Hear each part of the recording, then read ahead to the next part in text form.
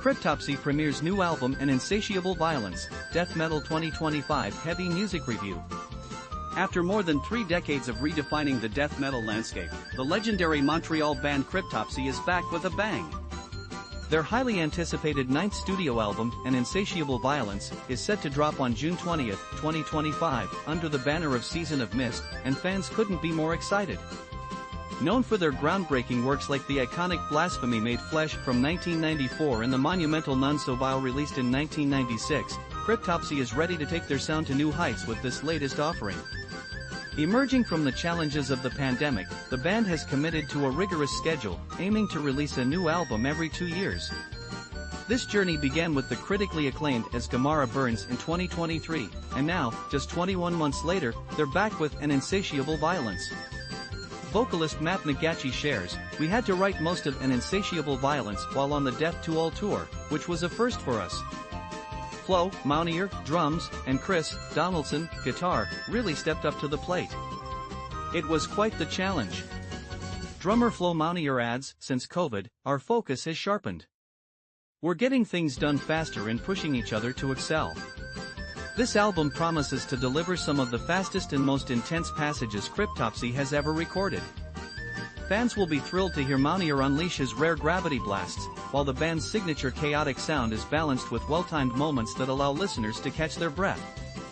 The dynamic intensity of An Insatiable Violence makes the aggressive sections hit even harder, especially in tracks like The Haunting Until There's Nothing Left and the powerful closing number Malicious Needs. Bassist Olivier Pinard lays down a commanding foundation in Fool's Last Acclaim, while Donaldson expertly weaves in melodic riffs amidst the heavy chaos. McGatchy emphasizes, "It's a continuation of As Gamara Burns. We aim to create a groovy record, and we believe we've achieved that." In a world where reality often feels scarier than fiction, An Insatiable Violence serves as a poignant commentary on contemporary society, drawing inspiration from the transgressive perspectives of authors like J.G. Ballard and filmmaker David Cronenberg. McGatchy reveals, "The concept came to me in a dream back in August 2023.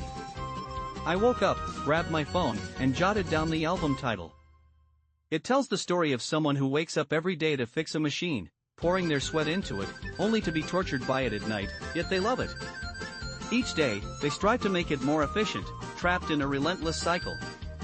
This twisted narrative reflects our own toxic relationship with social media. "We're constantly feeding this algorithm while it tears us apart socially and psychologically," McGatchy explains. He points to the track The Nini's Adoration, which critiques the phenomenon of mukbang, where individuals consume excessive amounts of food online, highlighting the tragic story of a girl who died during a live stream. At the heart of the album is Mounier's jaw-dropping drumming, arguably making him one of the most formidable drummers in Canada, second only to the legendary Neil Peart. His prowess shines in standout tracks like Dead Eyes Replete, Fool's Last Acclaim, and Embrace the Nihility. McGatchy likens Mounier to an Olympic athlete, pushing him to reach new speeds and depths in their music. "We have so much more to give, and I wanted to extract every ounce of energy from him while he's at the peak of his abilities," he says. Mounier himself shares, "I incorporate physical training into my drumming. I've developed new techniques that allow me to play even faster. My focus is now on dynamics and the nuances of the snare sound, whether it's a light touch or a hard hit. Live, I can really let loose and give the sound engineer a run for their money." For McGatchy, the rigors of touring have transformed him as a vocalist, and he delivers a stunning performance on An Insatiable Violence. He showcases a range of guttural growls and piercing screams that rival the best in the genre. "Gamara was the first album where I fully embraced my false chord scream, which I had only begun to explore on The Book of Suffering, Tome 2.